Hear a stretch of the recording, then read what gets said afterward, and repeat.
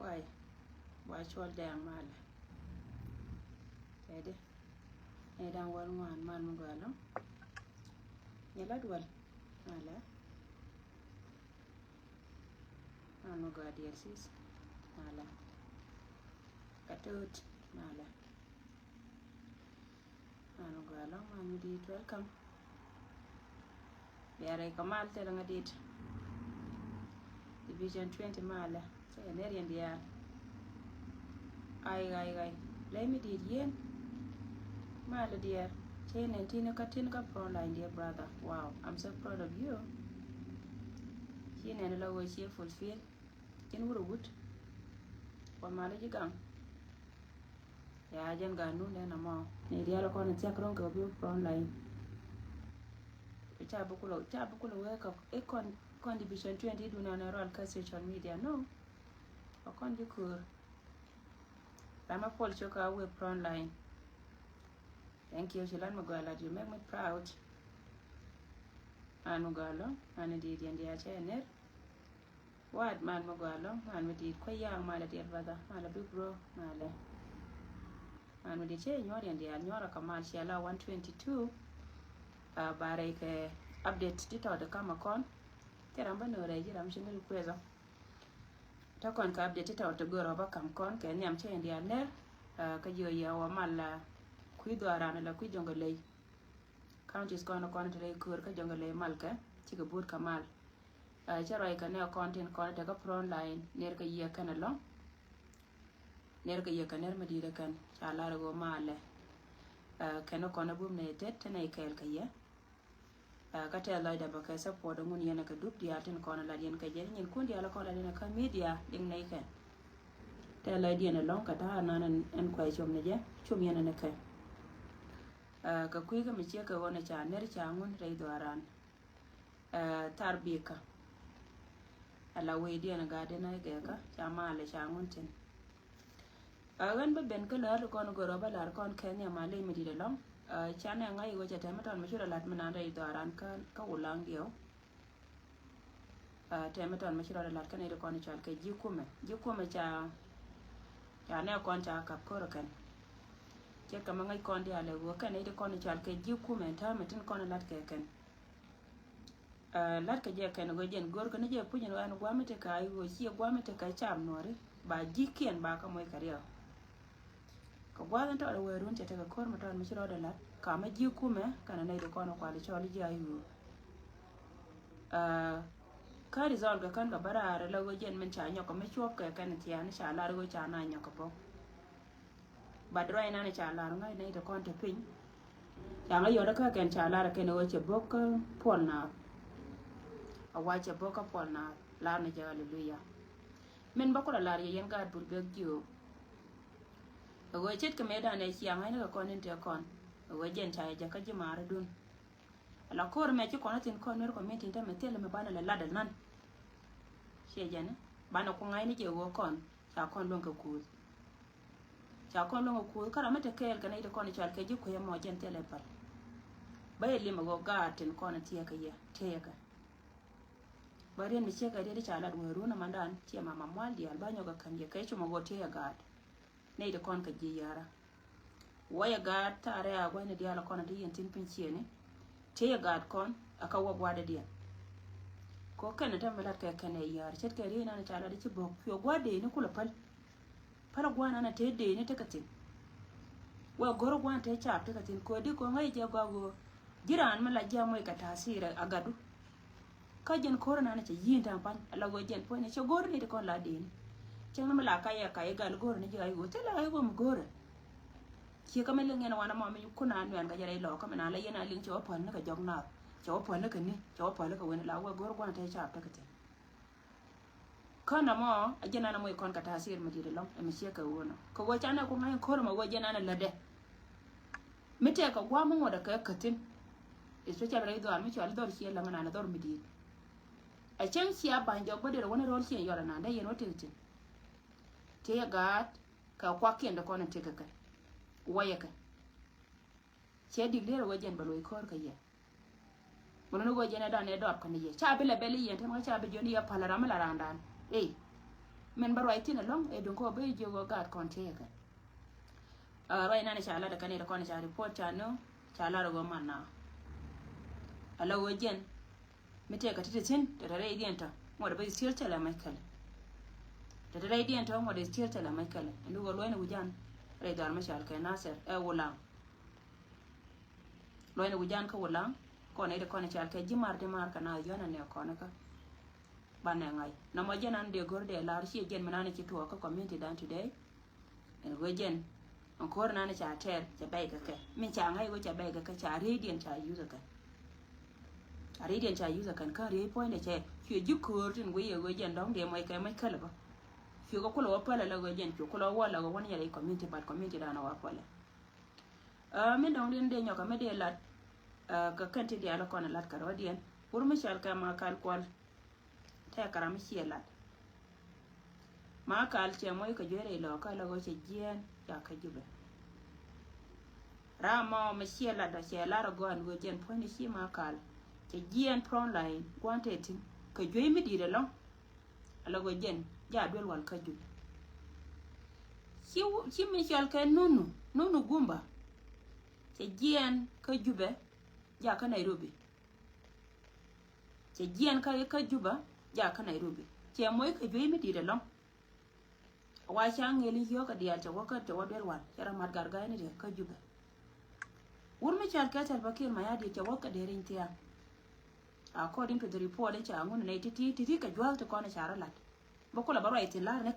ne yo chio ne na kona chara lat ala go jen cha waka cha ka de rin tia wa nang wel wal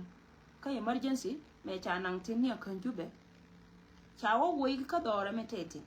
awante me ja ka dore me niyo shi na min yau a janta ya tina wani gwan jini ta gaje bace la juyi miki ta wur mi shal kai ma kal kol medan ta kara miki ko rai a waci ga kan kan kwarka kiga ga kan kwarka ka cha lari da lalar ka job ri da lalar ka job mun na ka cha lari ya mun go along wi mo na me ka history go jiran miki lalar ja karolo jen poinde an makal here an ganwore an bi balok gin wuro mo to be honest bi balok mo ato ayo bi balok ko jin chay ngai go apu yo jila ta kan chaka makal here ganwore ka ga dia la kon tar ka korokan an ran kamen chelat ka ko mala ko me jama lo nya kaja waci ga kan na itin kona kola ji kwara kiya mana na ja chariot chelar ka kui ko ki lo da ben ala mi nuwar da kona ji cham shi ga da temrai poinde me che nuwar la ne la wona ka kai ana chana da jiyo go mu me dena ne titi dena kan naka je ta je kina da bi jo chorne ko me onni me je kona ka jube chana ta nyo go ba ga ba naka ne titi tele me de balar chorne amederi ya lari da ma da jwa wo jin jio ma ka le jin jio ba nyo ka da jin dwel wala titi na ba ngai je yendi ala yen guida mane ne da kona titi ma da ka ngai je juba kai le wala te guida jine jin jio ri da ma shi je da je moy ka joi lakin ngan lara kon yal la nga je la nga ko ro ko ago yene to kona shi aga to kona shi aga na ka na je ga da ci ko da ran shi da na karo ade de yena ka titi an pala min dini jana long go kod mo nawaje kod koy ka loy mo nawaje kirande liu karo ade de jina ka na me de je moy ke man na gat ko man na kar gan ko de be je kan de ja nan ke wo jana chwa jana di ne dan shede jien ala wo jin pointu e ba we je moy ka high blood pressure ngan ka ngama kwala go ikane titi yana tindi ala kona dingwa me adwo pela kel me cha jene je gor kono go jen ba ka nyoka nan ko wolam gor kono ba ka nyo nan ku me ko kan ci kane ti lat ke nyin ku me kan ma ka kalan I don't think and I don't believe go yi to en go jen ma ka ala we ka juba ka ka je la kira mana na ladje da kaide go chi ma ka che jen ga pro line cha wa la go jen point de cha wa ka nga ka me kwa lar pa ne je ije ye we wikier jen point de che je ne jen chi wonen wikier che mo ke da ga la go jen me cha ku ri jok lo go kwa li reveal ka je go jok ka je ne jok jen jok mo ta jo le te rai ma kal ko le jok ko win mo na me jiran me ti kel karan kana ga cha ku ka shol yero duna ta yen ke bi ku ma ke le ra ko na ne ji ngan nya ndo me ta ma ngan ngan chi ma ka yarar ke gar jani a sha ngan nan la wona nga dor nuori ka go wa nuori wa kana de ko na nga ram ngan da ran da ko na nga che lat ko raja ka media ko ngai je go punyin kuma go aka go jen ta sha ko ta ga joda dari ya kula mo ya ka jwa da ka je loai ne da gai me mo je ka ngada ka jo ye da ne shi de na je loai ki la de je ka ta lat ka wulun de loy kun be je ka yen tanya yen go ba ne kun ba kana lakin ko la matanya la mama waje tera bi ka rada ma kal ko se da yara la waje da liu ka mama waje ko ne la ko wai lo ka ko gandi nai cheng ne men je na jang bule riya manana charo me je kana kwag lo ko te ko na che cham ko wurdan che ko na che dam na ka nya lo ka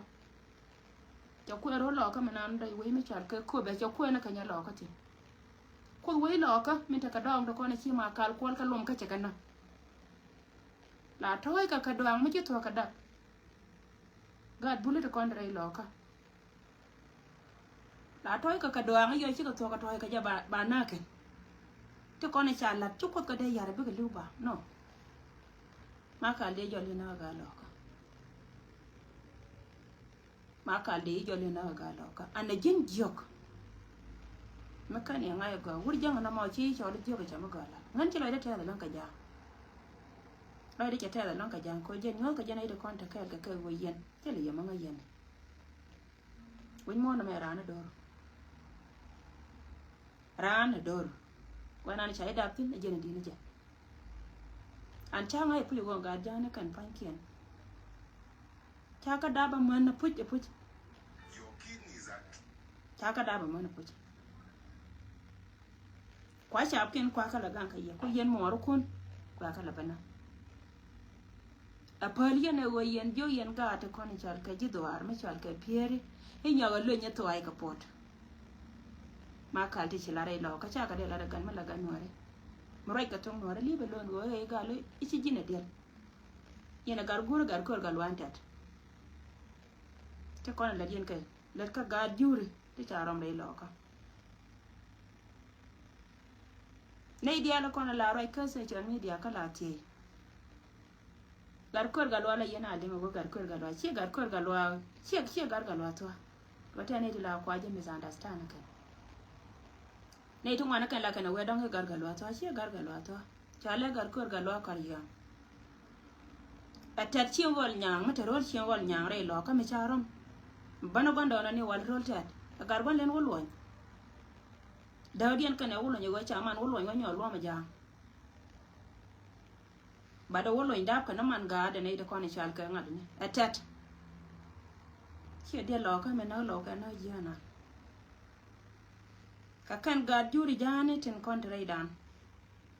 kan cha kok cha no kan dial tin dial ko na kan wari kan riu dien dial ngana kan cha rian gong tin dial ko na lat ka kan jo ja ngai ka ko kan tele ka riam kan wari la ken chi ka la ko wal nore an cha lab gan ken chi lab ken cha ka yero nore ke le bi ka ko le chen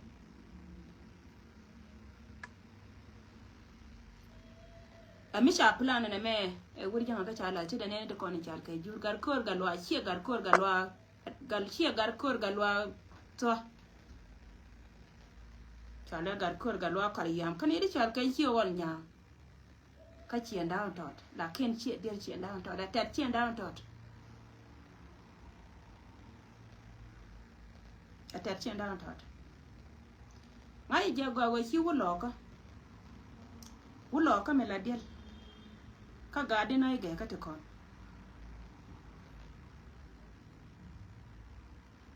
chang ba na ba te ka de chụp ten ba tin dia la con che chari en cha ko gong ka kan tin con lar ka ngane ka so lar ne information o ma kal kol si gien re lo ka je ka je an yellow to con te gwa ma wata du nan te la je ka mo ko penten atel bol ma kai ka kan bul dia la con atel bol ma ka je ba lo bi ka lo jaw bul ko ne cha nan tin jel ka mai to kona na ka la woken ka jel ka la woken ba yek jol ka ma ka je kan ba loro bul ko system korean kan gad bul to kona jel kel ka jobule to kona chalian wala ta dai ne ku kier ka da kona jel kel ka jel ka ko woken panken me chara me yek cha ka ba kan ne ku kier e chi ma wore lo ka karo a kon la ni te kon kore da ne tar ka ken karo kon wa nyame dum tit wa rebe ken wa lore wuni ka nyame da ne reb ke ken na nyame tek daman jala kel ka a jara me kap kor ko wo shu ko dwe shu dwar shu na shu na na dwar man wa rebe ken chwa na ken ka panken kana bar ka mach wa lore je kan chwa na jina lat ke kare loka dong man di alto kona to gwara ma toy gad bulu keke gad bulu to kona jel kel ka ma kal kol toy gad bulu keke dong man cha da pele kan ti la nyu pe nyire ipuka cha ga pele kan man yer ti librane nin ke la wo kan lan kan te da na ken ka kus kan ne de kon ko gwana na cha choba kan ka kus ken moro kon te sia toy ka shot nuore ko ngai na yewo chi ka ye nuore ti la ngode la nuore moro kon te sia toy sia blo iro buli an jin ma kal ko na patin cha la re let mi chal ka ga lo ma ngalo wa ga lo ma ngwan me chara ndur ba wa na pat an ngodi ken ne kan min nyaka ne ji nan ku da dia na me ne ngone ji ga dwan kai du ga dwan yo nyona mo wo kan cha ilu iro lo ka aba kan cha ilu iro lo ka bai wana do dwan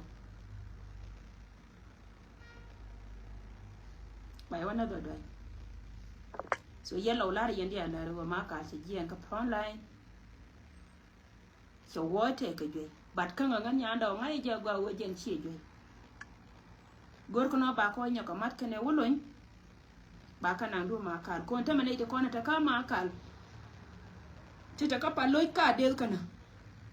no ka ga dwan wa ga dwan ti kel kel kon wa ga nya ko tima kan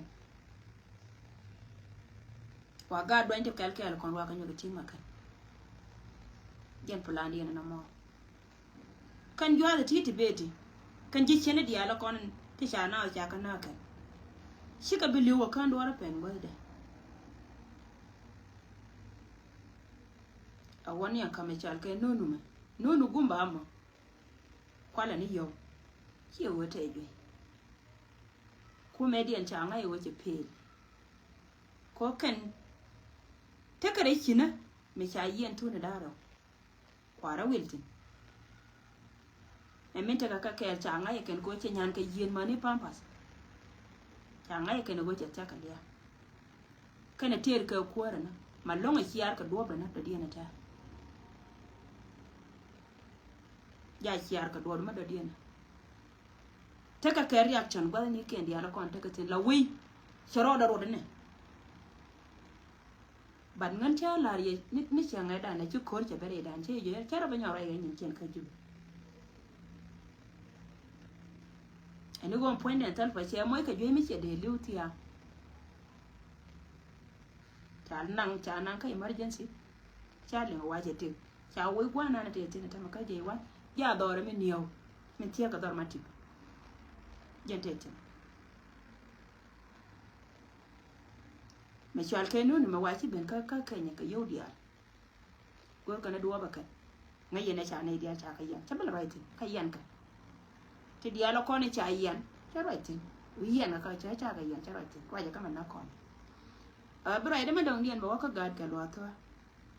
gad ga lo to ti te lo dien pala ti che lo ken lu yen gad ga lo tin te lo kun dol ga lo tin te lo ken ba ida na ma we ka yema ni nye kun lenga na ma gur mi kwar me chiti gaw chika lat ka cha te da chi liwi mon la te gaw te ko ne cha la ka kam ka ja mi chi do jin gada ka kani show da logwar cha lo la kwa ka ne tuap la lar ka ne je ka ne chat lenga ja go ari da me kwar wur mi chal ka ga lo ta ri do ran nan kon ga di nai ga ka real chi lo ka jamana ga ka me lo ko no guru na ga lo to atia tila ko gar yel ruaya wai gwan ka chi mi chal ga di nai ruaya wai gwan ka chi mi chal ka ga di nai ga ka changa gan mu dum ti to la je nya di nai ka changa wur mu dum ti to la je ga di nai tela tiya na ta ka nei da konin tila ta rai dan ta da kana ga kan ba wai tiri nyabel na me nyang na me padwai na me bal kana me da tela ja ka ga lo to aje na kula ko ka chiot gurun makan wa del gara kana arwai ke unity rai loka an ma kwala la re yendo lo kone chal ka dol galwa millat ke don mi chal ka manyanga lware lo kan tame salin ka wal ke liu ani lwa che ngai ka ba wuje hu cha de cha ba kwa me ada ba galwa to an chi ne tin wa na kan ka ga de na ge ka cha ngai pu ju ri la ke te ji te ka toy cha ngai wo to ja mo hie dun ka kami jiana yen gad galwa na kan yera manan dol da moro na manyang ja mo hie nun ka kami jiana ayela da na me ti dialti de lat kon ka stories kami ki duor hienen chanen ne dang jok je da rol gwana ra meling dik malala ka kame yo bradien ka wanang ba we nga mo nyi na ka wo ngai hien kon tela kon tara kon koro kon lo tela kon tara ti tela rana la ri nyere ram bala koro da na la duo ite mi je malat keran la la ra nga duo jene cha ngi ni kon gwanda no kon ka jente yen kon do randa wurmi char ka manyanga lo wo bi borchar be chuban wale rol jani abi ko borchar abe chub rol jani tete na bartin cha gwar pin ka de tour nei dialo kono liwon tema rol sien jada da mo runa manyanga lo tete na bartin mi cha bi te ka ye ba la ye la nyi mo runa nya lo ka mi cha da ka ye ngai tin ko re ala daga lo to cha bi te ka ye amila ro chien gore je bi ro tilat ka manyang ti ko wajia ye tiam na me je ma jogru ni me ka jube kana wur kana gwane na go mbilio e je na lo we kana en go bu go ute kana ti bi chobre lo ka to kwala pa i woiti me na ga lo ka 1000 today a go mbilio kana ka dama na ma joga lo kana ide ko ne chwa dor bi tin kan chwa jang nang ka pa jude kan chwa jang nang ka yo lo khwer bi de dan chwa jang nang ka wat tarbiya chika tatin karuna andi ki tanken te karuna walkel tan do ko ken kay tanken te karun badak ray loka nan kama joga lwa kana gurmi chal ka gondelio me chi di loka me changa yo chi ko me che ben kama ite dit ka chaga cha kalan wa ga jo gwanya ro ka ba choga chob do te ko ne chika chop tin kama jog chu di lo ka chu ga barar ka jo cha ma jog yo ga lo ma jog mi jin ka galwa adab jin galwa to gol ti kon cha ko gol kata te da tin kon law mi wija wadwan ga chewdu mama jo kibaloy ka jub ga galwa le ngaje istor nam ngai kon di ala kon law chwa jo di loka kan di loka te kon ne jo je chi chienda karo ka kan garden haidan dio ka lanken rol nya biel a woni ndo ron kula dorien dor chen jada to ma jo kayiko me je no we chwer gor wa be yor be lat ko go ba kulo mo ike biya sa fakir ma yadi waltin kono kwala bada wala ga lo ko tin jiyo to kono charje to ma jo te da to kam ni altin istor mi sibiruwe ba ndariye ngan nyanda o paraje ani yong la yana la chuma jo fete da fiyo kap jo fiyo gombi le jo ga chaba continue ba na lo ami ma jo lat chaba kan cha la rja chaba kan cha lat ike wote ku jan chuma jo fiyo da ko jo kana chop kala ken la ba loka okulo de la tamni pin today ka wur mi chal ka ma bodor kane wur mi chal ka bol makwi ko gori lo kana men wo bi doran bata kari on walle da gar ke tuche e wur mi chal ka ma bodor e wur mi chal ka bol makwi ka wur mi chal ka wonya kari gai ko kane do kono ba doran en ci alat ke juwai ka siti ka jike ko re lo ko manan gor gat ke kama che woro lo ngada mo roja to ka wai ni ma par ka to ka wai ni jubi tabe chot pinya ke ci ko no parwi chuma jo kyora do ko jo kana ga je ko de te cha jo je wada ke la da me cha kullu te da ga ni me wal tu kwala boda wurbula cha la je me da ni bi walat me ci di lo ko me ci ka yal ga galwa raja ye me ci di lo ko me ci ka yal chuma jora da ko jo ngai ka je na monta mere lo ka dana history na mate ka kon lo ngai kon wo chuma joga lo chiro da dit ka cha lo ko juba kana wana go ngai je puje go jen point me che to puje wo we lo ka menan cha ye dien cha tel chuma joga de la de na ko ka dien ka ga dien chang ne me cha na cha kana chu gwana te kon te cha rai dien che len ko lo dien chua kai la ko kana ba lo ka kana da kana chua che no ni jang tin chu na nyur ka jang ngan ma ko la ye ti ko na lar ke ma nyang ta ma rai to da na ka ti je jang ja go ci ga da raw ti ya ga lo mo ka ka mi je yen do na da ko ke no kon gore war ga bia gor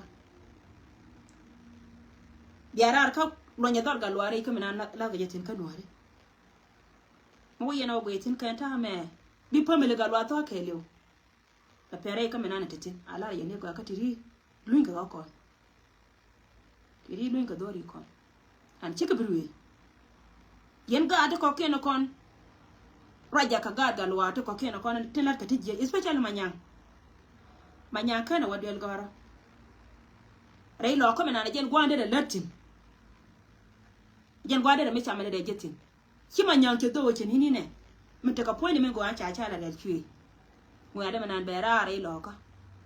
charom mete ka kidgwan mete ka ga dole garwe ki ga lo ka dia na kon to wini to good cha manyang ta ka bene ken kana dol mi chal ke dol shi lo yo ga da ki shoda ri to nyanga ka mi ci gare ja la go kon ki ne chui kana mena ci gare ti tara chara la let ko war kan changar ko la ku gan ram ka family ni kien ko ka ga lo ka awale ci manyang taro da loire dong to kona na ka dong ne ko na ka dong to manyang ga titin yen ga ga lo le ngagwa manyang te ga titin ja cha ja nan ta mi je ko je tulu na la dit lo ka tulu ka ba lo nya to ai ba ba nya ko pora kan tri le ngaka raja na 24/7 doran kane da manyang ka ba tol da chenga wanga ken lo nya to ai kan janga ne dan cha nga je kan wa kalcha kame cho ko be na buara wala ka kan ga da ko na jel kel ke kum nya to ai la history de medan e lat ke je kamela na je wo ga lo to thế này có kiện thì chal ken thế mẹ không có nhà nào là lo mà nào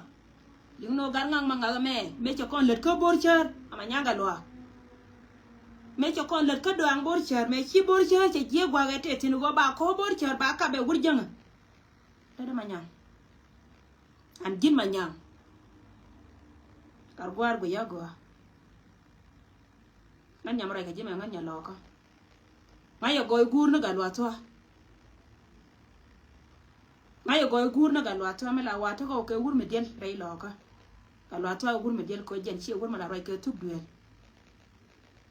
nếu nhà thằng yêu nữa tụi con thì tin có con lò có đấy đang chơi yêu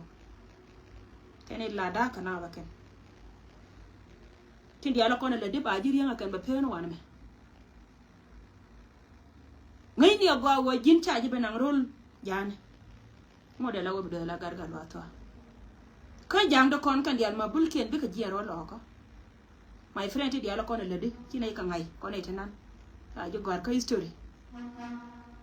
an gwa bị đọt tin nó bia kula la jira mấy chẳng nó tao cả vài nó chỉ ngay cần tao giờ làm vui chừng này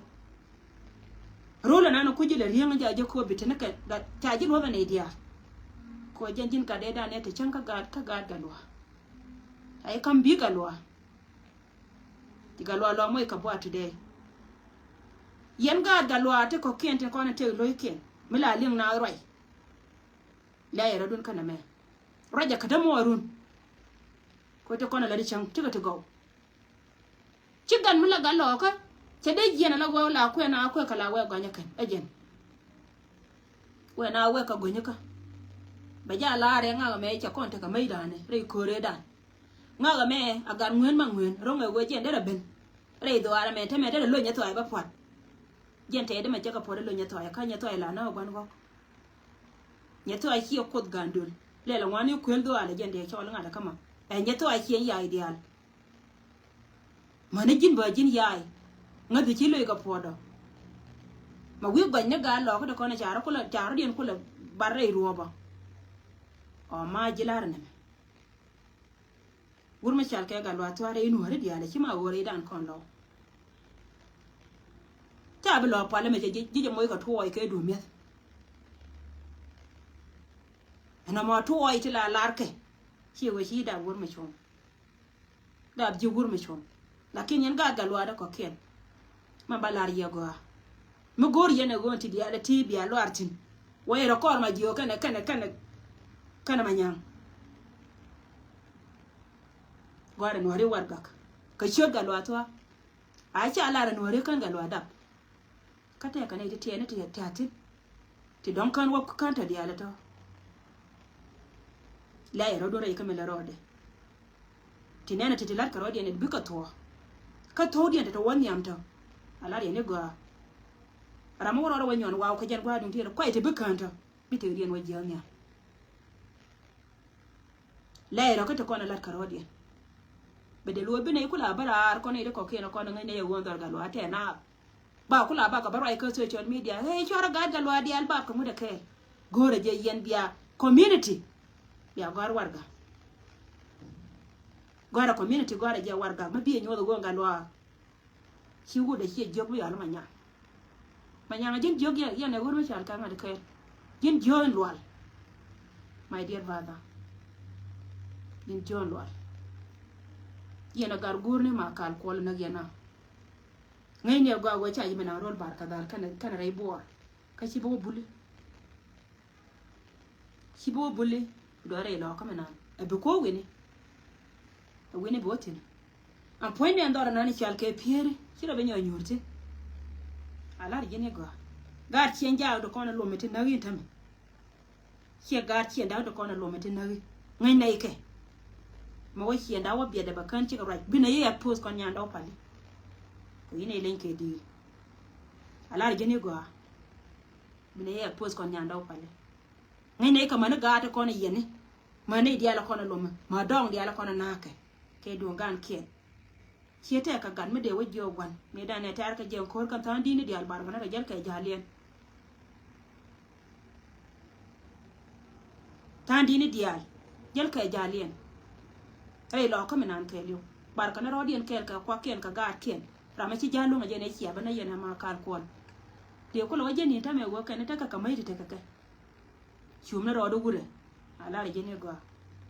nyeto ay chi wanga nyeto ay gan ya chwa nyeto ay wanga titin boy mi chwa jido kon gop ko da mai chu ro do bar chi ko rien me tere lo ko jin bo je cha mai ko ro dan kon ga din ay gan me la ter ko ba ta wang ko ngai ka je jin wur ke la go chwa ra ja ko wam ka me te ko mi to bo wang ni di chwa ra ja ko wam ke o ma point de duer yan jiram ke na titin ngai ka ji chi ko rien me ter iba wa wala ko jin ko lo my friend Chumirodu kan wal kun changa bana kan ci ateria ala riya ne go yan ga lo ko dia la ko na gen lo chebe biet an lala malel yana chebe biet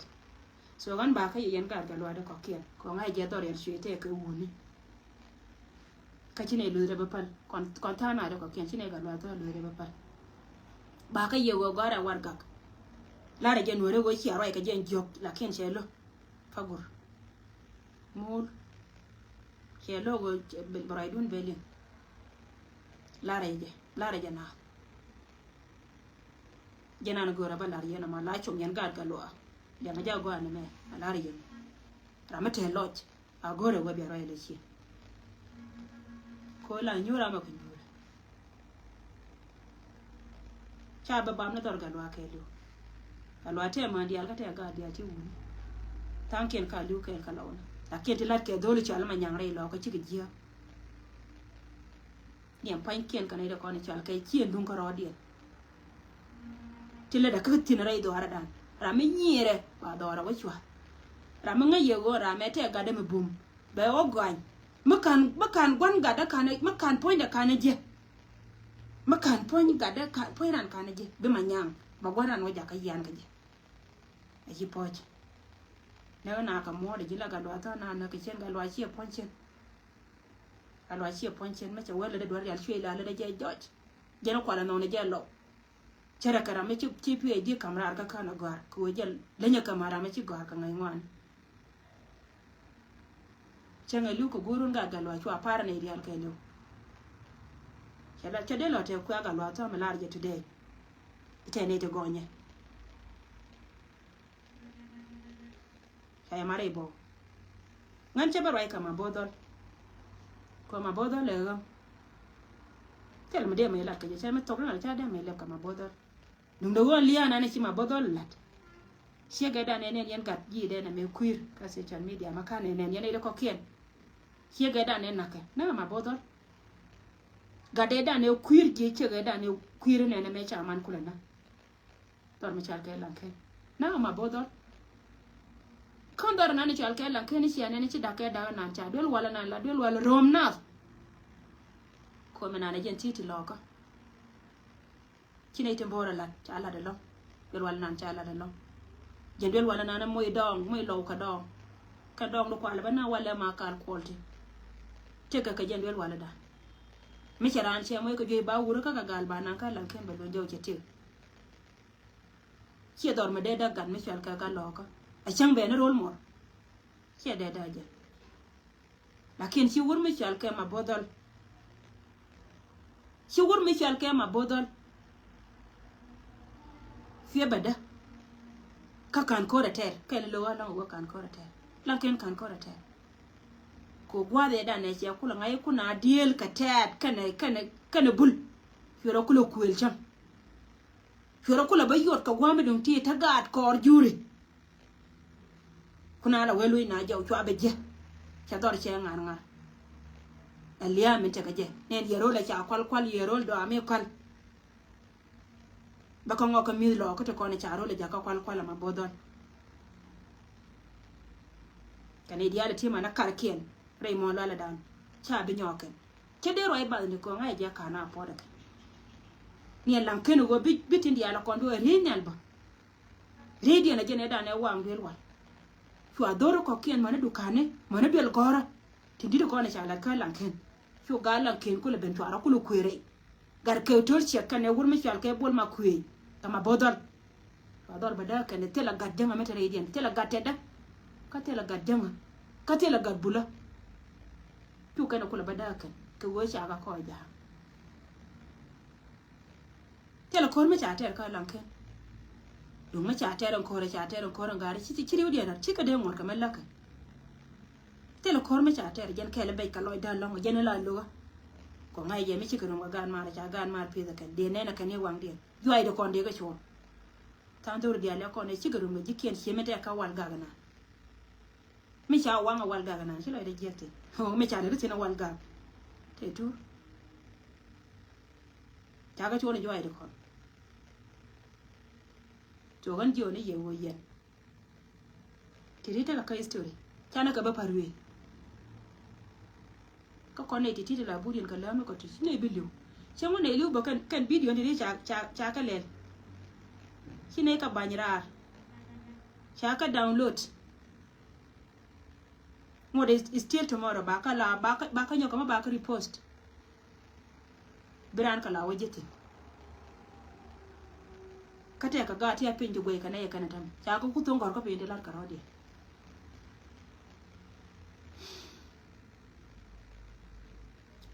titi ka kana kono goro ga balar kon kayu gwalche go ko bana roda lar to kornan ta ka naser ta ka wala yan ga bulbek ka be na lago chết cái mình xia ngay go to kon ta ka naser cha ka jiyo jen ko hari na wiya ko bat kana ngai ne ti ta ka ba liete tele be ti amba ka kan te ko de ko nyinga ye ko ne je ko ne te nyinga ye te ka ye chunga ajen me chala agolek kana buchok ka kan nya ka no ko re dem point ne min dit ke lo je ne cha na re lo ka de indi ni cha nge ke lo je ne cha na re lo ka cha e biti ama kan ngai je bi ala dien bi ala la ken te ga wa ka so ti kana ko no gora ba kam kon gore do ar ka jube cherier ala kodway te la de ba ta ba right ni tan ni go ma ka le wa cha wa ka jube ko wa cha cho li jo an yen bul ya la ko no go yana gwa ma ka le jo an ko ma ka le jin jo kwa titin e jin jo mana ga tu ka jo mana man ku to ko na to ka jiti da ga ka jo ka ji yen dia le yen family jo okay ka yen family jo mana ga ko mana man ku ka dia ka jo ko yeb men nang ne ka dor chow du men da dor nan de barar ka social media me de ra ba kam no de no jo ka ba ne ko na ga da kana ngane na de la re ta ke je ka de gwar jo ba da ka je gun ngan nya me cha de nya do pal de barar min bit ka man ku de ma lat ke ken lo me dong ki to ka lon dien be kana ki dor na ne cha le do ri hi no chen ra ke jin jo ka ma na ga ku ko yen jo family ke le wa family jo an bili wala jo jin jambul yene tada na ne cha le gar kor galwa tat chen gon nya ala gar nyi mande man tu gar nya wade chi to no wuro men kor ba wana ne cha le ngada ka cha le di de man tu gar nya wade o mara ka law ngar kor galwa ajen wuro bari chi wana ne cha le men ta ka kare chi wara ja ne cha le di chi ra palwe la pale chi re ko chen yin ka lo I hate him wuro na ne cha lo kon cha lo ala jen mara kula mara ka ka agar nyi mande man tu gar nya wade to ne chi to no kon cha lo jen mara mar ja ka lo si ka mar ka ni chen wal nyang la ke na jang chen wal nyang atet da man wo lo wona tet gar kor galwa kama ni ngutu ni gura na ni chal ke mwen chai tel la ko kar me chali chai bi chai ne lo ni rol chai ni gar ke to chek chai ya ko chi to chen yen jang dia la ko ni charo dun je ne gen lo ga chu ku do. Thank you so much. Barada ko gara irun te da niyo te bano e chang reporta mangai je te ka mi lat ke kui ka te kon lat kon ka blood ba lengrun ka chet ka me cha lar yo chi jima me na lar go chi jima me na lar go cha chi na cha ka be cha chu ran blood in full ba jala lat ke chudu your first name chang chiro do gorka Christian name ba la je kan pe yon ko kana kono ba lat ri do nana la de mena me chine to ngana kan chi kana la nga cha nga ju che go an nga je pu ju go che go de chona de ka chola kin yote la ka to yote la ka zamane mala yana ne la barar ka baka be chola la jala ka ti ka ne dia la chola ka ko ba ko la ngai ka mane yana do kono ku yen mala rode bi ngai go pan re jeng lat ke no do tv te ka kwak dan de chi benti ko dong bi ngwa de ko gor ka chudu ka dong chi ka de wa chu gwa de menong dien ba kan ji ka ngwa na ba ngai ke no go chaka la re jam amana go na go ngwa ne tin ngai ka je kan a je ri don la na mo la kin ta ma che ben tuo ko go man ne ko ne mukta ba na me chi mukta ba la ro go ba la kan ni chu da nyam mi chu da to ka nya pe ni ka nya mo cha chu guru matin mi chore to ka sere be penia kan sere na mo cha chudu no ngin cha martin mi jin Mary mi jin Peter mi jin Steven kan dia la tata ba kala de iru ne chang reporter goro go kon dia bana tanin kon dia bana rodan belem rami ci do ci lat bana belem an ci le de te da mi la dia ne yen wari ci le de te da go go te le de non ko la chwale ye wo bi ala na me kala na lada number mo gwalo la yena woben ya le konta ke ya ka pal ma ga na mo yu yena nga wote lada ngan chang shoot point at jela yena ne la lo yero da batene tin chay gor pa pal ko nga jela kon ka tiri la kon ka tin la kon ka ka nga jela da ke ka do so thank you so much la ya teru ni chang report ka kon yan la da ti yan ga ga lo gor ya wayro re kamala ka yete ko bi report ba barata awaga da la ta kana kana rai lo kana mi sia rai ga jama ya la manya ka ce gor go je ne ba rai dun be liam gara warga yan ga ga ko ken chun kel kan war gara warga ka ce gurun kan ce dun agar ga lo cha ngwe ka da yin tin ta wona ko ke thank you so much bye for now na yin dia al par ban da